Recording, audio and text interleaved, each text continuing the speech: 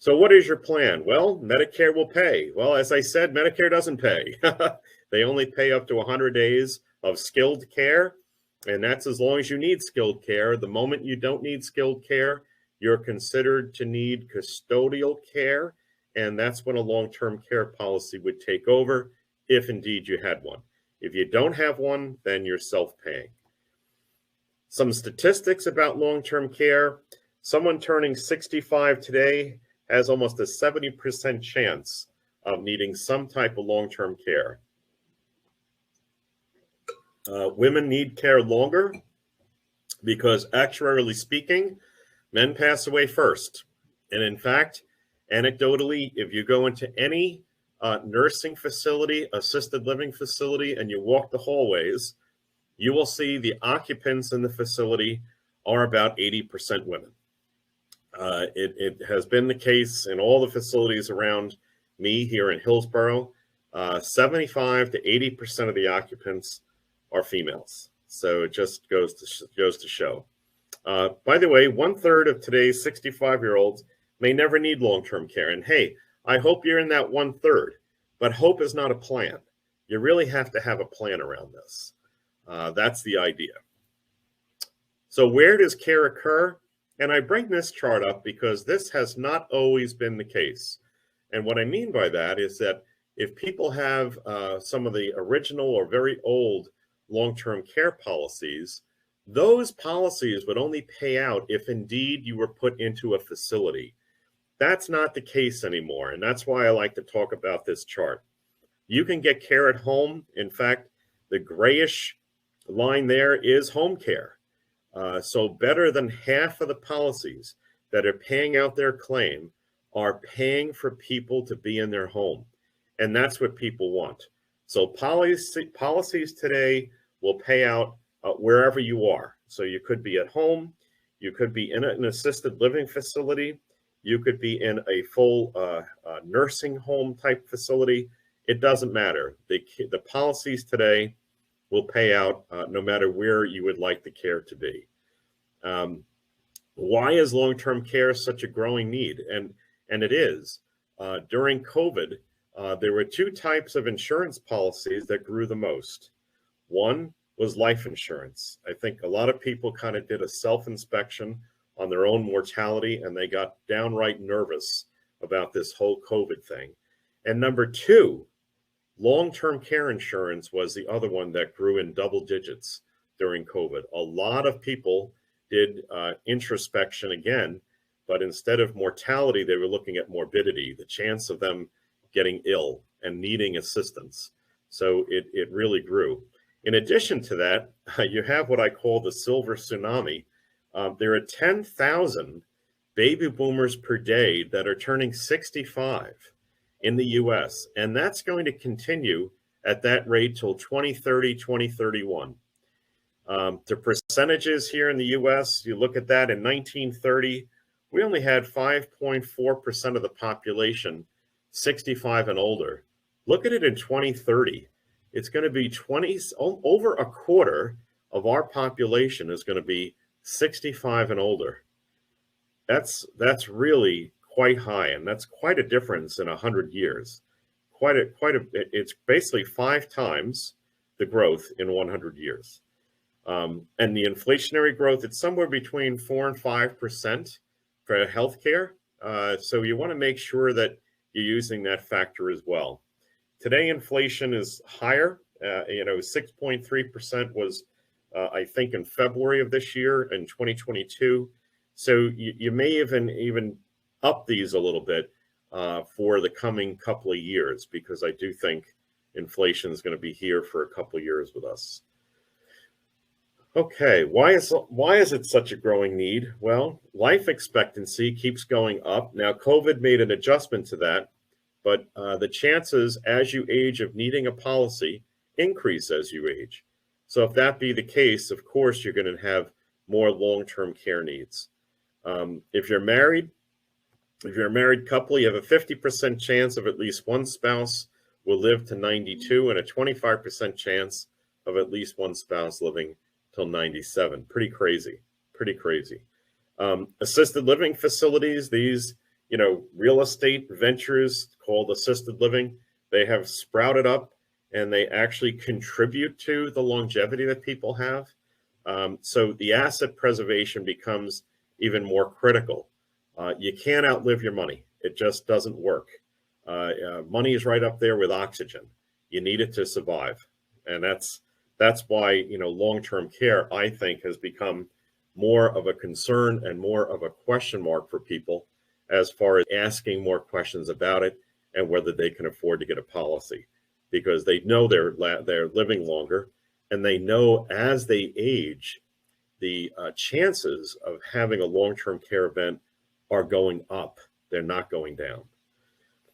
Just an idea here in New Jersey, the cost of care, and again, this is based on an analysis that is done by Genworth. They're one of the industry folks, carriers, and this is as of last year, 2021. So if you look at an assisted living facility here in New Jersey, you're looking at $97,000 per year to pay for that facility. And this is why, when you compare and people tell me, well, I heard it's expensive. Well, I agree with you. The paying this $97,000 a year, that's expensive. But that just elevates the need to pay a premium instead, because you're not going to pay $97,000 in the premium per year. It's going to be something a lot lower. How much lower? Well, premiums are set according to your health and age. So I could run a policy for folks, but I wouldn't be able to kind of be fair about it here on the call to tell people what a premium would be for a policy. But I'd be very happy to run it for people. That's not an issue at all. Okay. Options to obtain long-term care. Well, you have what I call car coverage. I say that kiddingly. Traditional long-term care is you pay a premium and it protects you. Same as car coverage does. You're paying a car premium for your car insurance because it protects you in an accident to get your car replaced. Traditional long-term care works the same way. You're paying a premium each year. In the event that you have a care issue, then you can jump in and get the long-term care policy. The next is you have asset-based long-term care. Now, I did mention that earlier, and that sounds, exactly what it is. You take part of your assets, you put it aside, and you secure it to be your long-term care policy for both you and your husband or you and your wife. That has by far been the way that folks have gravitated towards care, and I'll tell you why. Different than traditional long-term care, the asset-based long-term care provides lifetime coverage. Traditional does not. It provides a death benefit. So if you do not use your long-term care, your asset-based long-term care, and you pass away, well, there's a tax-free death benefit that would go to your family. There is no death benefit when you talk about traditional long-term care. And I'll tell you, that came as a result of many people complaining about traditional long-term care, in that you pay out, and you basically, it's the old analogy, rent versus buying your home. You're renting, you're not building any equity, but you're buying a house and you're building equity. The same with the asset base. So people, if they don't use it, you've built up, equity, i.e. the lump sum you've put in to go towards a long-term care, a life insurance policy. Now, the reason that's important is because if you pass away and you never used it for long-term care, now your family does get something. In fact, they get a very tax-efficient something. They get a tax-free death benefit of life insurance. So the third way is that you can use something called an ABR. You might have an old life insurance policy that has cash value in it, but it might be an old policy that does not allow you to advance the death benefit to pay for long-term care. Well, what you could do with those older policies is that you can, it's called a 1035. You can take the old policy's cash, put it in one of the newer policies that are out there, and it's just a better use of cash. This is all you're doing. By the way, you're going to be underwritten. You have to qualify for this, but you'd put that old policy's cash in a new policy that offers the ability to advance the death benefit for your care. So in addition to having a death benefit, you now have a long-term care vehicle instead of just a death benefit vehicle. So it basically, elevates and makes more efficient the use of cash that you already have in a policy. That's the old life insurance policy in the ABR. The fourth is that you can use an annuity that has it's called a wellness rider, and that allows you to double the income for a certain number of years to take money for your long-term care need. And then lastly, Medicaid. Now, Medicaid does offer long-term care. However, it's really the solution for the destitute, because you can't have but $2,000. I think that's the limit to your name. There's an income limit of what you can have. And you're really, in order to qualify for Medicaid, to be your long-term care payer, you have to be destitute. You really have to have very little funds. So that's kind of the ways you can obtain long-term care. Remember, I say this, in all the empathy I can give you, the greatest benefit of long-term care, and the reason I got it, and the reason my wife has it, is that it allows loved ones to care about you. I'd rather my children manage my care for me if the day comes that I need it, than provide the care for me. It really is so important, and it's a very, very different function, very different function. The key considerations that you should have: do I know my options? Do you know what options you have for long-term care? And if not, please explore them, either with me or with the financial advisor you use, whoever. But let's take action on this before there's a stressful time to take the action, and that would be when someone's sick or someone has had the stroke, and now you're up against it. Have I communicated my plan to my loved ones? Have you had the discussion? Do your loved ones know exactly what you want to have happen and what assets they should use to pay for your care? Have you explored potentially using a trust if you come incapacitated? This is particularly sensitive to the folks that are single or married and have no children.